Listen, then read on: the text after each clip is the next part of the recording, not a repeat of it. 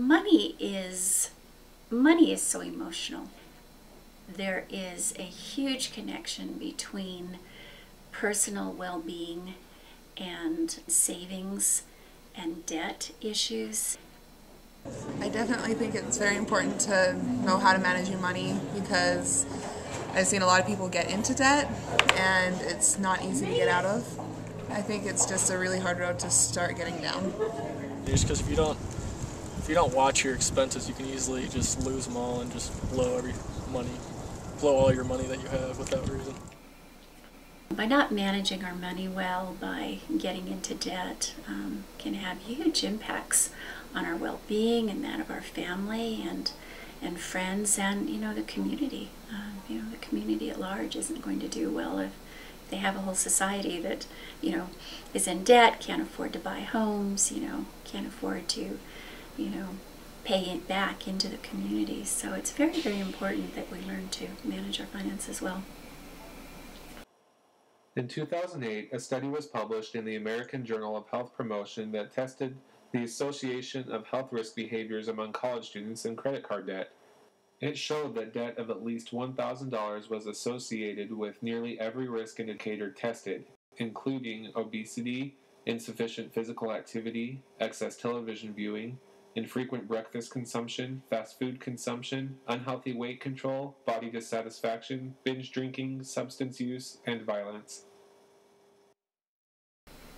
From what I've seen, students either are generally adept at managing their finances or they aren't. And then you see the gamut in between. And I think even students who think that they're financially prepared, there's always more things to learn. Overall, I would say no, students are not prepared for the financial world. It's getting complicated. I know how to manage money, but do I manage it? No. I love to shop more than I probably should, and I get away with it because my parents pay for everything. I feel like I'm semi-prepared to manage my own money, but not fully. I don't know if I am ready for real life to manage my own money yet, I guess. There are a lot of pitfalls for college students, one of which is credit cards. Credit cards, we can just kind of look at credit cards as, buying something now and paying it off later. And to a lot of people that means, I don't have to think about it, I don't have to think about it till later. And I can get more credit cards if I max out on one credit card. So credit cards can be a real issue for students, especially when they're, they don't have a lot of disposable income and may need to rely on these cards. Right now, not every month, but some months I do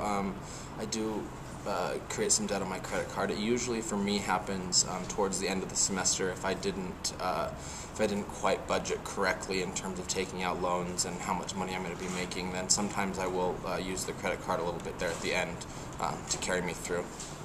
Does everybody have credit card debt? Yes, I do.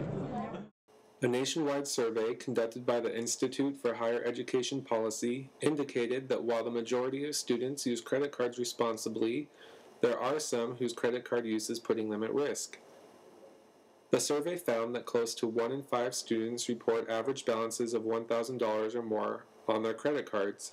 Of these students, 49% have 4 or more credit cards, and only 18% pay off their balances each month. Nearly 1/3 of these students have used credit cards to pay tuition and fees. Student loan debt has now overtaken credit card debt nationally. So for students, student loans are also a huge problem. Often we don't think about, just how much of that loan is going to come due after we've graduated, and that might be a huge amount of debt and a huge amount that we have to pay back each month. I have student loans from my freshman year and this year. I did take out a subsidized loan thinking it was an unsubsidized. It was a $5,000 loan about 3 years ago, so I was still paying it off. Oh yes, I've taken out a lot of student loans. I do have a loan, and I think it's a subsidized loan, so I should know what that's about, but I think a subsidized loan means that, you know, I couldn't give you a good example right now. I don't even know the definition of it, so I'm not too positive. Sorry, guys. My understanding of the difference between a subsidized and unsubsidized loan, for the subsidized loans, I have no idea. I don't. A subsidized loan is the government takes care of basically your interest while you're in school. So I don't have to pay interest on my loan or start paying interest on my loan until I graduate, and then Unsubsidized, you start accruing interest as soon as you take out the loan. But for students, it's mostly credit card debt and it's loans. Here at the University of Utah, students have the lowest amount of debt as far as student loans go when they graduate, and that's about $21,000. And some students have upwards to $68,000 when they graduate, but the average here at the university is about $21,000. Students need to learn how to manage their money early on. You know, the consequences for waiting until you're older, you know, can cost you thousands and thousands of dollars down the road. I do know that there was a study done, you know, a few years ago that addressed the issue of, you know, of are adults better at managing their money if, as children, they got an allowance or not. And the results were mixed. It showed actually that, you know, that just because you got allowance didn't mean that you could manage your money when you became an adult. The key was what you had to do with that allowance as a child. Maybe we could get the message out to the community at large that, you know, there's good college savings plans out there.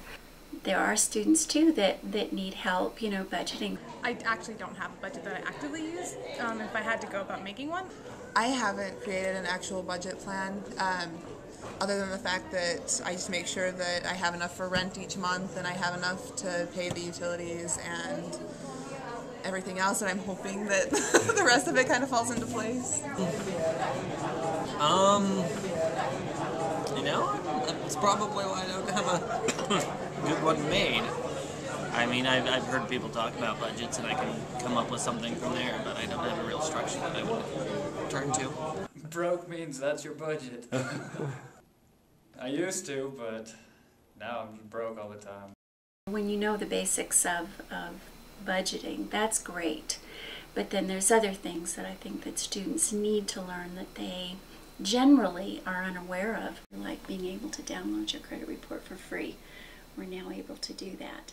And, you know, and the new credit card rules and how it applies to you and how you can read your bills better, things like that. So parents need to keep up on it, and then they need to pass it along to their children, and kids need to get it in school, and between the two they should be fairly well prepared for handling college when the time comes. I feel like I am prepared to manage my money, but knowing more information would be good.